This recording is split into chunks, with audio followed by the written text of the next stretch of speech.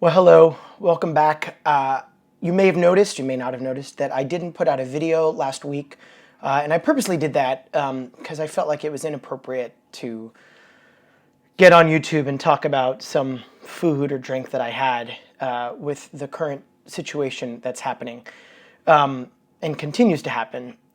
So I decided not to last week. I am back this week, but I did want to let everyone know that I continue to support the Black Lives Matter movement and urge you to support Black-owned businesses and educate yourself and get involved in the movement. That being said, it is another week, and I am back with another dish of the week. It's Brian from eatthisny.com. It is the week of Monday, June 8th, 2020. We're still at home, and I happen to have some beer in my refrigerator that I've had for a little bit.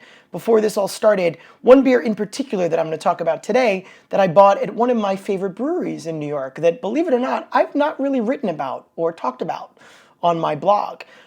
I even got the t-shirt. It's Transmitter Brewing, which has evolved from a small little garage under the Pulaski Bridge in Queens to having a production facility at the Brooklyn Navy Yard in a much bigger space with a bigger tasting room. And when I visited a number of months ago, I purchased a few cans, including one that I recently cracked open now that the weather has gotten warm and I had a nice salad, and I decided to pair it with their W3, which is a Hibiscus Wit, modeled after a Belgian-Style wheat beer. Transmitter, if you're not familiar with them, they concentrate more on yeast-forward beers rather than hops or malts. But of course they use all those ingredients, but yeast is their focus, so a lot of wheats, including the W3 and the W series. I kind of like the way they name their beer. They have a little code. W3 refers to wit and the third incarnation of this beer. W8, which I think they're on now, maybe they're higher than that, has different things thrown in, different versions, and they do all sorts of different things. The W3 is hibiscus orange. It's tart, but not too tart. It poured a little less red than I expected it to. Wonderful floral hibiscus citrus sort of bitter notes on the nose, and then drinking it's much lighter. It's got a light hint of hibiscus, mellows out with a nice sweetness, not too sweet, very light, very dry, with just a hint of sweetness at the end, as I mentioned.